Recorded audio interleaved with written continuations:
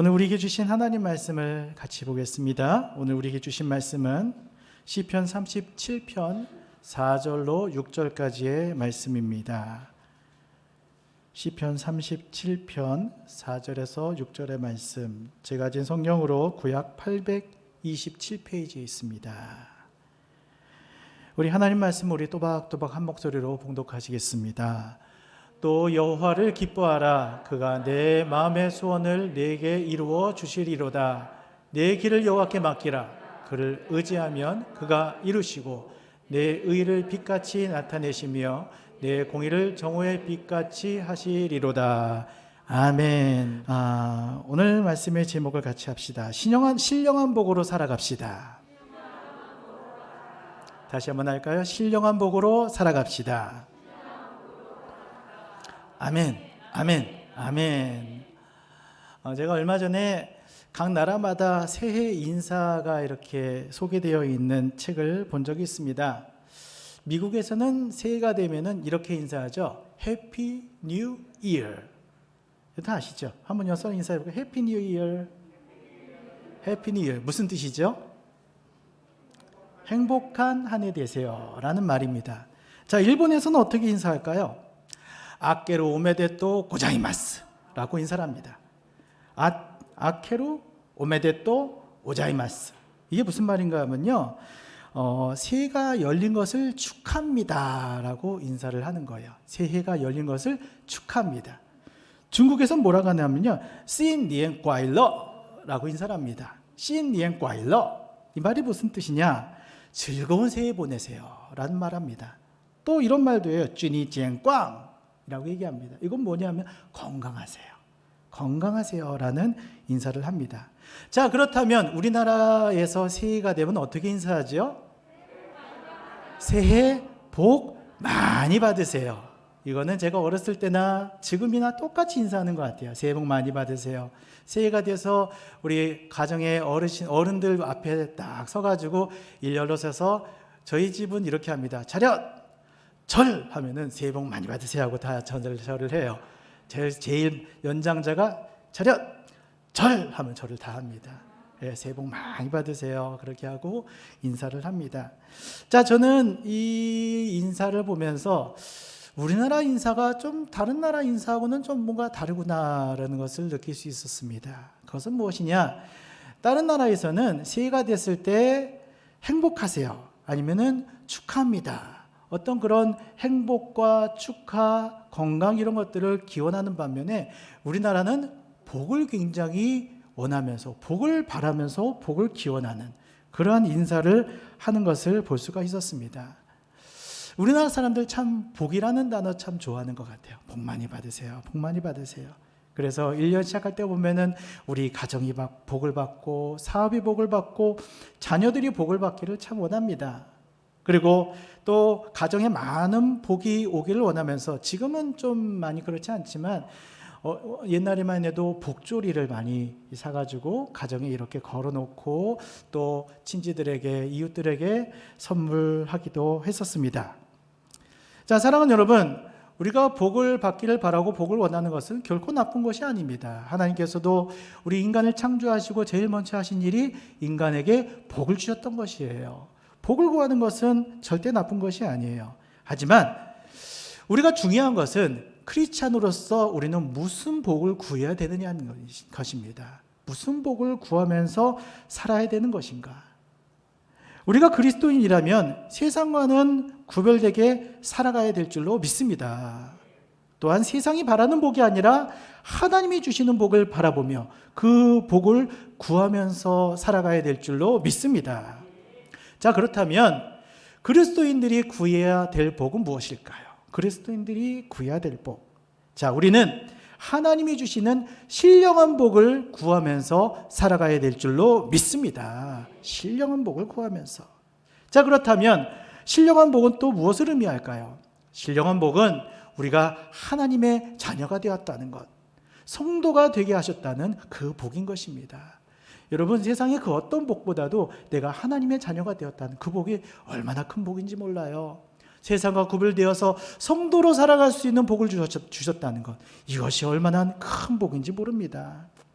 또한 우리가 세상에 살아가는 사람들과 같이 사단을 섬기고 사단이 주는 모든 육적인 즐거움들을 추구하면서 살아간 자가 아니라 하나님께만 영광을 돌리는 자로 은혜를 입었다는 것, 이것도 얼마나 신령한 큰 복인지 몰라요. 무엇보다도 우리가 예수 그리스도의 보혈의 피로 우리의 죄를 다 씻어주시고 진리의 말씀을 들음으로 구원의 즐거움을 매일매일 누리면서 살아갈 수 있게 하신 복, 이것이 정말로 큰 복인 줄로 믿습니다. 이 모든 것들이 하나님이 우리에게 주신 신령한 복인 것이에요. 사랑하는 여러분, 2022년도 하나님의 신령한 복으로 살아가시기를 축복합니다. 여러분들의 개인과 여러분들의 가정과 여러분들의 모든 하는 일 가운데 하나님의 이 놀라운 신령한 복이 충만하게 임하시기를 주님의 이름으로 축복합니다. 여러분, 새해라는 것은요, 하나님이 우리에게 주신 정말로 놀라운 선물입니다. 자, 이 시간을 우리가 지혜롭게 사용한다면 놀라운 성공과 행복과 보람을 느끼면서 살아갈 수 있습니다. 하지만 이것을 잘못 사용하게 되면요, 낭패하게 되고 실망하게 되고 후회하게 되고 불행을 초래하게 되는 것입니다. 우리 2021년도를 되돌아봅시다. 여러분 마음 가운데 2021년도를 추억했을 때 여러분 어떤 마음이 드십니까? 행복하셨습니까? 보람이 있으셨습니까? 여러분 삶에 즐거움이 넘치셨습니까? 아니면 실망이 많았습니까? 불행이 많았습니까? 낭패가 있었습니까? 여러분, 우리가 1년의 마지막을 살펴보면요, 마지막 때 1년을 쫙 되돌아보면 우리의 1년의 삶을 추억할 수 있어요. 여러분, 2022년도 한 해는 여러분이 1년을 추억했을 때 하나님의 은혜로 감사가 넘치고 하나님의 은혜로 찬양이 넘치고 하나님의 은혜로 축복이 넘치는 한 해가 되게 하여 주실 줄로 믿습니다. 자, 그렇다면 하나님이 우리에게 허락하신 2022년도를 우리는 어떻게 살아가야 될까요? 우리 몇 가지 같이 나누기를 원합니다. 첫 번째로 염려와 근심을 다 주께 내어 맡기고 살아야 됩니다. 같이 해볼까요? 염려와 근심을 다 주께 맡기고 살아갑시다. 다시 한번 한 번에 할까요? 시작. 염려와 근심을 다 주께 맡기고 살아갑시다. 아멘, 아멘, 아멘. 베드로전서 5장 7절에 이렇게 말씀하십니다. 너희 염려를 다 주께 맡기라. 이는 그가 너희를 권고하심이니라 라고 말씀하셨습니다. 여러분 마음 가운데 염려나 근심이나 여러분 마음 가운데 힘든 일들이 계속 머물러 있다면 그것이 여러분 마음을 짓눌러 버려요. 짓눌러진 마음은 하나님이 주신 평화와 하나님이 주신 기쁨을 다 잊어버리게 됩니다. 그럼 우리는 절대로 행복한 생활, 보람 있는 생활을 할 수가 없게 됩니다. 하나님께서는 우리가 염려와 근심에 짓눌려 도적질당하고 죽임을 당하고 멸망을 당하는 처지에 있는 것을 결코 원하지 않아 하십니다.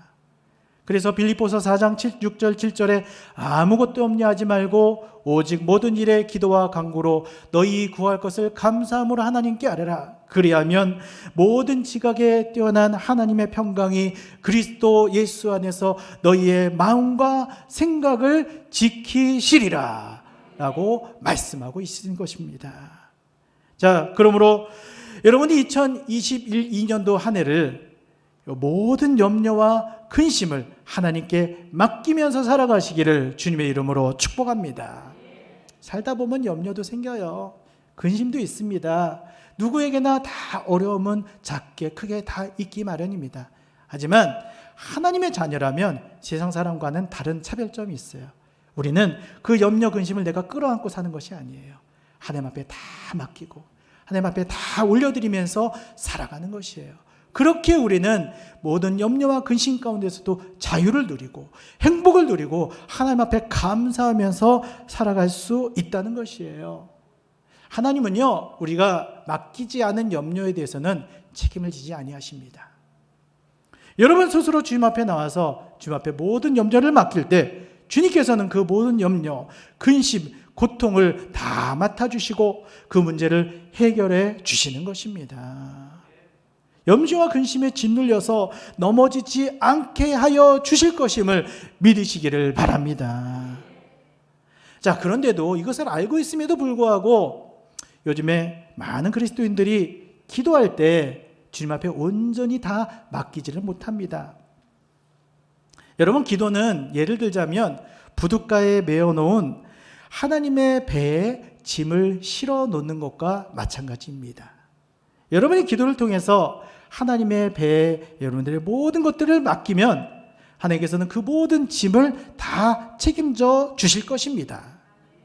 그러나 많은 크리스찬들이 기도의 응답을 받지 못하는 것은 기도할 때는 이렇게 기도합니다. 하나님, 나의 모든 짐을 주님 맡아 주시옵소서. 주님께 맡깁니다. 주님 역사하시옵소서. 주님 책임져 주세요. 주님이 기도 응답해 주세요 라고 기도합니다. 근데 막상 기도의 자리를 딱 일어날 때는 그 짐을 다 주섬주섬 다 다시 자기 짐에다가 다 짊어지고 가요. 등에다 지고 머리에 지고 다 질질질질 끌면서 다시 삶의 자리로 돌아갑니다. 그리고 돌아가면서 뭐래요? 하나님, 내일 다시 와서 한번 좀 맡겨보려 합니다 라고 하면서 돌아가요. 여러분, 하나님 앞에 하나님의 배에 여러분의 짐을 실었다면 안심하고 떠나 보내야 됩니다. 그것을 여러분이 이고 지고 가는 것이 아니에요. 끌어안고 사는 것이 아닙니다. 하나님 앞에 맡겼다면 떠나 보내세요. 믿으세요. 역사하실 것을 믿으세요. 떠나 보내는 것입니다. 여러분의 짐을 다시 찾아서 이고 지고 끌고 가면 하나님께서 책임져 주실 수가 없는 것이에요. 그러므로 여러분은 모든 짐을 하나님께 맡겼다면 다시 찾지 마시고 완전히 떠나 보내시기를 주님의 이름으로 축복합니다. 주님의 이름으로 축복합니다. 두 번째로 우리의 삶의 길을 여호와께 맡겨야 됩니다. 오늘날 수많은 성도들이 주님을 믿는다고 하면서도 인생의 여러 문제 앞에서 인간의 명철을 의지하고 인간의 수도는 방법을 의지함으로 절망의 길에서 방황하고 있는 것을 참 많이 보게 됩니다. 믿음이 좋다고 하는 사람들도요, 어떤 특정한 문제에 있어서는 자기 것을 놓지 못해요. 자기의 지혜를 놓지 못합니다. 누군가 사람을 의지하는 것을 놓지를 못합니다. 그러면서 결국에는 실패를 경험하게 되고 마음속에 아픔을 경험하게 되고 우리 삶의 절망을 경험할 때가 너무나도 많이 있다는 것이에요. 여러분, 우리는 하나님께 전적으로 우리의 길을 맡기면서 2022년도를 걸어가야 될 줄로 믿습니다. 자, 여러분은 하나님의 자녀인 것을 믿으십니까? 여러분 자신이 하나님의 자녀라는 것을 믿으십니까? 내가 하나님의 자녀라면 하나님의 성령으로 인도함을 받을 의무와 책임이 있다는 것입니다. 하나님의 자녀이면서도 성령께 인도하심을 받는 것에 대해서 소홀히 하면 안 된다는 것이에요. 자, 그럼 우리가 하나님 앞에 인도함을 받으려면 어떻게 해야 될까요? 그것은 간단합니다. 바로 하나님께 온전히 순종해야 됩니다. 내 마음에 드는 것만 순종하고 내가 생각하기에 맞는 것만 순종하는 것이 아니라 내가 이해가 되지 않는다 할지라도 내 마음에 합하지 않는다 할지라도 하나님이 말씀하셨다면 온전히 순종하는 것이에요. 하나님 앞에 자기의 의지를 스스로 꺾고 순종하는 사람을 하나님께서는 인도하여 주시는 것이에요. 여러분, 모세를 봅시다. 그는 순종함으로 하나님의 인도함을 받았습니다. 여러분 다 아시다시피 모세는 미디안 광야에서 40년 동안 양을 치고 목동으로 지냈습니다. 그렇기에 그 미디안 광야, 시리아 시내 광야의 모든 지형을 손바닥 보듯이 다 알고 있는 사람이었을 것입니다. 그러나 모세는 자기의 명철을 의지하지 않고 하나님의 구름기둥, 하나님의 불기둥의 인도함을 따라서 이스라엘 백성들을 인도했습니다. 하나님의 구름기둥과 불기둥은 이스라엘이 홍해를 건너 광야로 들어갔을 때 모세가 아는 길로 그를 인도하지 않았습니다. 완전히 돌아가는 남쪽 길로 그들을 인도했던 것입니다. 그때 모세는 자신의 지식을 의지하지 않고 자신이 알고 있는 것들을 의지하지 않고 구름기둥과 불기둥의 인도함에 따라 전적으로 순종하였습니다. 그때 구름기둥과 불기둥이 계속 머물러 있다면 그들은 움직이지 않았어요. 그곳에 그대로 머물러 있었습니다. 그리고 구름 기둥과 불 기둥이 움직이면 그들의 삶이 익숙해지고 편안한다 할지라도 모든 것을 다 싸가지고 그 인도함에 순종하면서 쫓아갔습니다.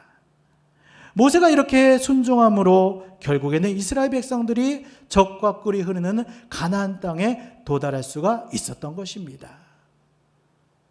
이와 마찬가지로 우리가 하나님 말씀에 온전히 순종하면 주님은 우리의 삶을 말씀의 구름기둥과 성령의 불기둥으로 인도하여 주시고 우리의 발걸음을 축복의 가나안 땅으로 인도하여 주실 줄 믿으시기를 바랍니다. 믿으시기를 바랍니다.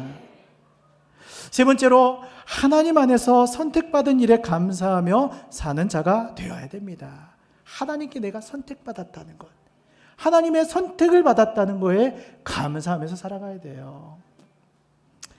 우리는 세상을 살면서 사람들에게 인정받고 능력 있는 사람으로 선택받는 것도 참 큰 축복으로 여기면서 살아갑니다. 그런 말이 있죠. 남자들은 자기를 인정해주는 사람을 위해서 목숨을 바친다. 그런 얘기가 있더라고요.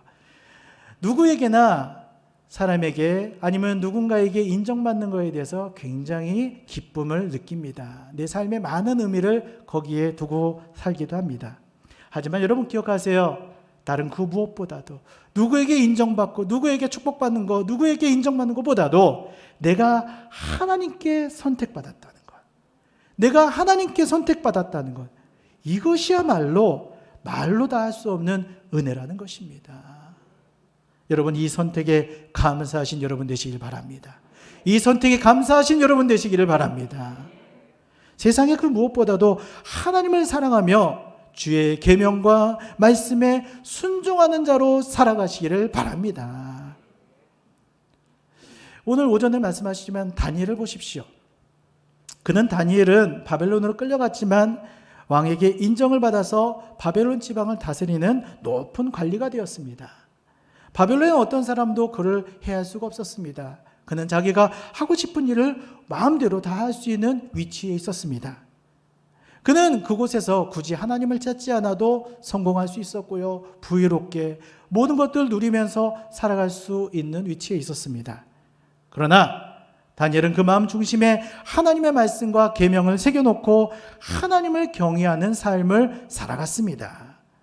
하루에 3번씩 창문을 열어놓고 예루살렘을 향해서 기도하는, 하나님 앞에 중심으로 기도하는, 하나님과의 교제하는 삶을 살아갔던 것입니다. 다니엘을 시기하는 사람들이 그를 함정에 빠뜨리는 그날도 그는 언제나처럼 창문을 열고 하나님 앞에 기도했습니다. 그는 기도의 날개를 펴고 성령의 바람을 힘입어 하나님의 보좌 앞에 힘차게 날아올랐던 것입니다. 어떻게 이러한 모습이 가능했던 것일까요? 다니엘은 그가 속한 환경과 그가 속한 상황을 바라본 것이 아니라 부족한 자신을 택해 주시고 선택하시고 지금까지 넘치는 은혜로 지키시고 보호하여 주신 하나님을 바라보았기 때문입니다. 나를 택하신 하나님, 나를 축복하신 하나님, 나를 하나님께서 선택하신 하나님, 그 하나님을 바라보았기 때문이에요. 사랑하는 여러분, 우리도 마찬가지입니다. 세상에 살면서 우리의 삶의 환경에, 우리의 상황에, 사람의 좌우되는 것이 아니라 말씀에 따라 움직이는 믿음의 사람이 되어야 됩니다. 여러분이 하나님을 삶 속에 앞세우면 우리 주님께서는 여러분을 다니엘 같이 세상 모든 사람들 앞에서 앞세워 주실 줄로 믿습니다. 삶 속에 어려움이 찾아온다 할지라도 나를 선택하신 주님을 앞세운다면 주님께서 오셔서 나를 삼키려 하는 사자의 입을 막아 주실 것임을 믿으시기를 바랍니다. 또한 여러분이 하나님으로 인하여 세상에서 존귀한 자, 세상에서 유력한 자로 높임을 받게 될 것임을 믿으시기를 바랍니다. 사랑하는 여러분, 이 시간 여러분의 마음의 창을 여십시오. 세상을 향해서가 아니라 우리를 향해서 은혜의 빛을 비춰주고 계시는, 사랑의 빛을 비춰주고 계시는 하나님을 향하여 여시기를 바랍니다. 그리고 성령께서 부어주시는 능력과 강한 바람을 힘입어서 기도의 날개를 활짝 펴시기를 바랍니다. 그럴 때 여러분들의 기도가 하나님 아버지의 보좌 앞에까지 상달될 줄로 믿습니다. 상달될 줄로 믿습니다. 또 주님께서 여러분들을 긍휼히 여겨주시고 은혜와 축복을 여러분 삶 가운데 풍족하게 부어주실 줄로 믿습니다. 다음으로 우리는 예배하는 일에 100% 헌신하는 삶을 살아야 됩니다. 사랑하는 여러분, 진정 믿음 있는 사람은 어떤 사람일까요? 우리는 하나님께 예물을 잘 드리고 다른 사람과 좋은 관계를 맺고 열심히 봉사하는 사람을 믿음 있는 사람이다라고 여기고 그렇게 생각합니다. 그러나 진정 믿음이 좋은 사람은 내가 생각할 때 좋은 믿음이 아니라 하나님의 마음에 합한 믿음을 가진 사람이 바로 믿음이 좋은 사람이라는 것이에요. 사람이 보기에 좋은 믿음이 아니라 하나님이 보시기에 좋은 믿음, 하나님 마음에 합한 믿음이 바로 좋은 믿음이라는 것입니다. 때문에 믿음이 있는 사람은 하나님의 합한 삶을 살기 위해서 그의 마음의 중심을 하나님 앞에 드리기에 힘쓰는 사람입니다. 겉으로 보이는 모습이 아니라 그의 마음 중심이 하나님을 향하는 거예요. 하나님의 뜻에 살아가기로 마음의 결단을 하고 그렇게 애쓰면서 살아가는 거예요. 그것이 하나님 보시기에 믿음 좋은 사람이라는 거예요. 다시 말해서 다른 사람이 보던 보지 않던 간에 하나님 앞에서의 삶, 즉 호람대오의 삶을 살아가는 것입니다. 자, 우리는 우리에게 주신 물질의 10분의 1, 11조를 드리는 것은 누구나 잘 지킵니다. 그렇게 하려고 최선을 다하고 노력하면서 살아갑니다. 그러나 문제는요, 우리 예배도 10분의 1만 드릴 때가 많다는 거예요. 마음의 10분의 1, 시간의 10분의 1, 정성의 10분의 1만 들을 때가 많이 있다는 것입니다. 하지만 신명기 6장 5절에 이렇게 말씀하십니다. 너는 마음을 다하고 뜻을 다하고 힘을 다하여 주 너희 하나님을 사랑하라 라고 말씀하세요. 하나님이 어떻게 어디 10분의 1만 마음을 쓰고 10분의 1만 정성을 쓰고 10분의 1만 뜻을 다해서 하나님을 사랑하라 그렇게 말씀하지 않으셨어요.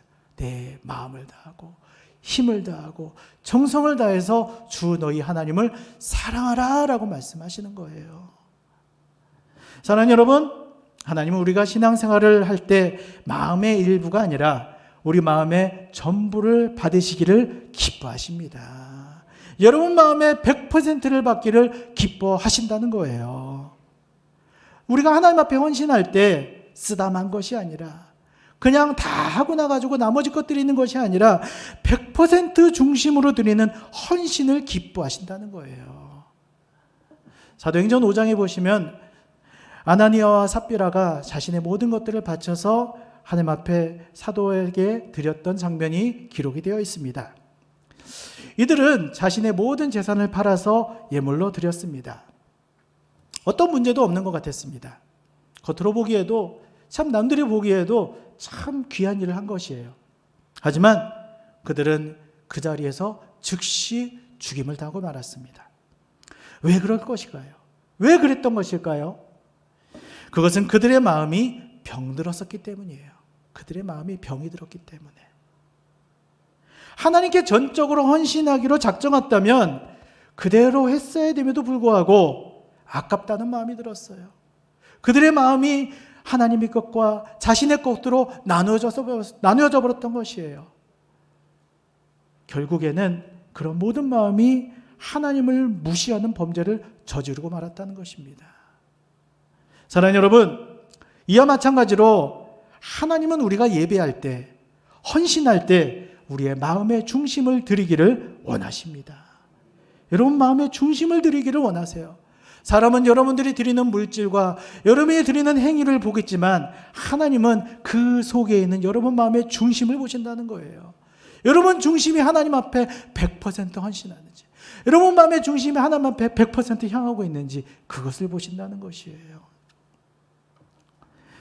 자, 그러나 아나니아와 삽비라처럼 나뉘어진 마음으로 하나님 앞에 드린다면 하나님께서 기뻐하지 않으십니다. 여러분은 나눠진 마음이 아니라 100% 중심을 드리는 헌신을 드리시는 여러분 되게 하실 줄로 믿습니다. 그렇게 살아가게 하실 줄로 믿습니다. 그렇게 결단하는 여러분 되시기를 축복합니다. 하나님의 성될 때 세상 일 때문에 하나님의 일을 소홀하게 여기는 것이 아니라 하나님을 기쁘시게 하기 위해서 때로는 세상의 즐거움을 포기하고 세상의 만족을 포기하고 세상의 이익을 포기할 줄 아는 그러한 믿음 있는 성도가 되어야 될 줄로 믿습니다. 여러분, 예배에 최선을 다합시다. 우리 목사님 오전에 말씀하신 것처럼 예배에 최선을 다합시다. 어떤 교회는 그러시더라고요. 예배에 목숨을 겁시다 라고 얘기합니다. 저는 맞는 것 같아요. 예배에 목숨을 겁시다. 예배에 우리의 삶을 드립시다. 예배에 목숨을 겁시다. 최선을 다하는 예배. 여러분, 마음을 들이세요. 100% 헌신을 하나님께 드리시기를 바랍니다. 하나님께서는 여러분들의 중심을 받으시고 삶 속에 하나님의 은혜를 넘치도록 부어주실 줄 믿으시기를 바랍니다. 마지막으로 삶 속에 어려움이 온다 할지라도 주님을 믿고 찬양하는 삶을 살아가시기를 바랍니다. 어려움이 있다 할지라도 주님을 믿고 주님을 신뢰하고 감사하고 찬양하시기를 바랍니다. 제가 어느 큰 마트를 갔는데 화장실이 좀 급해가지고 화장실 갔어요. 그랬더니 화장실 가면은 화장실 이렇게 청소하시면서 정리해 주신 분이 있습니다. 우리 눈으로 볼 때는 참 어려운 삶을 살아가시는 분이에요. 남들이 일하지 않는 음지에서 그 더러운 곳에서 그것을 청소하면서 일하시는 분이지만 그분 얼굴은 너무나도 밝으면서 입에는 찬양이 흥얼흥얼 나오는 것을 보면서 제가 참 많은 감동을 받았습니다. 여러분, 우리는 우리 삶에 좌우되는 삶을 살아서는 안 돼요. 내 삶의 환경이 어찌 됐든 간에 내 삶에 예상치 못했던 큰 고통과 어려움이 온다 할지라도 우리 입술에는 감사가 있어야 돼요. 우리 입술에는 찬양이 있어야 될 줄로 믿습니다. 참 어떤 성도들을 볼 때요, 교회도 오래 다녔어요. 믿음도 좋다고 합니다. 사람들한테 칭찬을 받습니다. 그런데 고난과 어려움을 만날 때 그의 얼굴이 참 슬퍼지고 어두워지는 것을 볼 때가 있어요. 원망이 있고 불평이 있는 것을 볼 때가 있습니다. 예배 자리에 나와서도 하나님을 예배하고 하나님을 찬양할 때도 그의 얼굴이 어둠의 그늘이 다 차여 있는 것을 볼 때가 있습니다. 어쩔 때는 하나님을 향하여 원망하는 얘기를 들을 때 또한 있습니다. 그러나 사랑하는 여러분, 삶 속에 어려움이 왔을 때, 삶 속에 고난이 왔을 때 원망과 불평으로는 절대로 그것을 이길 수가 없습니다. 절대로 그것을 이길 수가 없어요. 우리가 진정 믿음 있는 성도라면 원망과 불평이 아니라 하나님을 향한 감사와 찬양으로 이겨야 될 줄로 믿습니다. 한 몇 주 전에 지역의 토요일 날이었습니다. 눈이 좀 많이 왔어요. 그래서 주일날 성도들이 오면은 교회 입구라든지 진입로가 많이 미끄러울 것 같아가지고 우리 장성진 집사님 같이 교회 오셔가지고 교회 눈을 눈 치우는 삽으로 치우고 빗자루로 쓸고 하면서 교회 앞을 정리를 했습니다. 눈이 계속 오니까요, 치워도 그 위에 또 쌓이고 치워도 그 위에 또 쌓이고 그러면서 길거리에도 이렇게 도로에도 눈이 많이 쌓였습니다. 그래서 걱정이 됐습니다. 내일 아침에 성도들 올 때 차가 미끄러워서 어떻게 하지? 도로가 미끄러워서 교회 앞에서 넘어지면 어떻게 하지? 좀 걱정을 했습니다. 그런데 아침에 교회를 딱 와보니까 길에 눈이 쌓여있기는커녕 싹 녹아있고 교회 앞에도 눈이 싹 녹아서 없어진 것을 확인했습니다. 여러분, 그렇게 된 이유가 무엇입니까? 눈이 오면은 구청에서는 큰 차가 한 대 계속 돌아다닙니다. 뭐예요? 제설차. 뒤에 가면서 막 뭐를 뿌리면서 다녀요. 그런 거 뿌리고 다니면은 이렇게 쌓였던 눈이 아니면 얼었던 얼음들이 싹 녹아지는 것을 볼 수가 있습니다. 뭐를 뿌리죠? 다 아시죠? 염화칼슘. 염화칼슘을 뿌립니다. 그걸 뿌리면은 쌓였던 눈도 얼었던 얼음들도 싹 녹아내리는 것을 볼 수가 있습니다. 자, 우리의 삶도 마찬가지입니다. 삶 속에 어려움과 고난이 다가올 때 하나님 앞에 불평과 불만을 늘어놓는다 할지라도 이 모든 것들이 변하지 않습니다. 아무런 변화가 나타나지 않습니다. 비록 우리의 삶에 고난이 다가온다 할지라도 하나님을 향하여 찬양하고 하나님을 향하여 감사하고 그렇다면 주님께서 우리의 삶에 찾아와 주십니다. 염화칼슘 소금으로 모든 눈을 녹였듯이 우리의 삶에 역사하는 모든 악한 사단을 다 꾸짖어 주시고 모든 얽매인 것들을 끊어주실 줄로 믿습니다. 또한 우리 삶 속에 신령한 은혜, 축복의 생수를 부어주셔서 우리의 삶의 체질을 원망과 불평하는 체질에서 감사와 찬양하는 체질로 바꾸어 주실 줄로 믿습니다. 그러면 사랑하는 여러분, 이제 2022년도 한 해 감사의 소금을 뿌리시기를 바랍니다. 찬양의 소금을 뿌리시기를 바랍니다. 여러분 입에서 찬양이 멈추지 않기를 주님의 이름으로 축복합니다.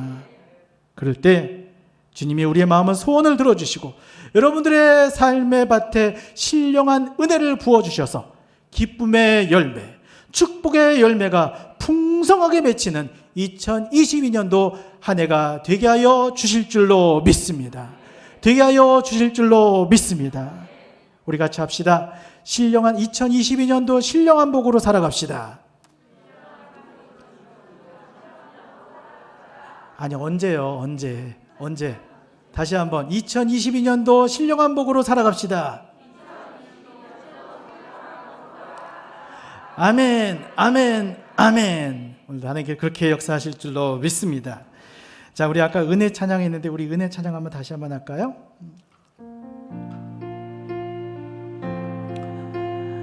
여러분 2022년도 하나님 은혜로 살아갑시다. 감사로, 찬양으로 살아갑시다. 신령한 복으로 살아갑시다. 하나님 은혜가 아닌 것은 우리 마음 가운데 조금도 들어오지 못하도록 하나님 앞에 100% 마음을 드리고 100% 훈련하는 하나님 앞에 드리는 삶이 되시기를 주님의 이름으로 축복합니다. 우리 같이 찬양합시다. 내가 누려왔던 모든 것들이, 내가 지나왔던 모든 시간이, 내가 걸어왔던 모든 순간이 당연한 것 아니라 은혜였소. 아침 해가 뜨고 저녁에 노을, 봄의 꽃향기와 가을의 열매, 변하는 계절의 모든 순간이 당연한 것 아니라 은혜였소. 모든 것이 은혜,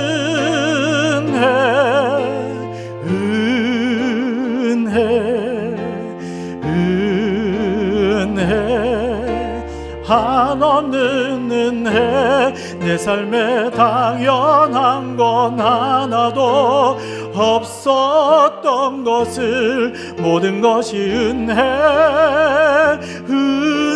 은혜였소. 내가 이 땅에 태어나 사는 것, 어린아이 시절과 지금까지 숨을 쉬며 살아 몸을 꾸는 삶, 당연한 것 아니라 은혜였소. 내가 하나님의 자녀로 살며 오늘 찬양하고 예배하는 삶,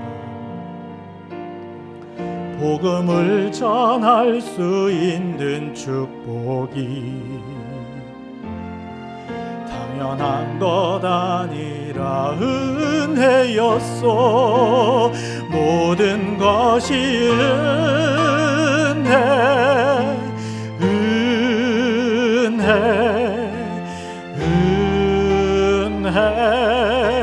한없는 은혜. 내 삶에 당연한 건 하나도 없었던 것을 모든 것이 은혜였소. 모든 것이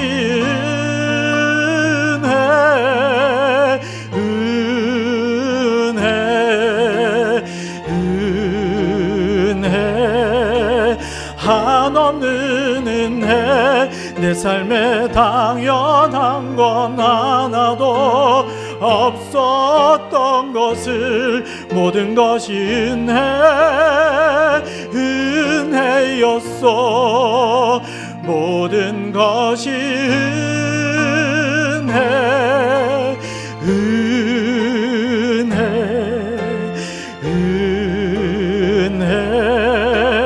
한없는 은혜. 내 삶에 당연한 건 하나도 없었던 것을 모든 것이 은혜였어. 모든 것이 은혜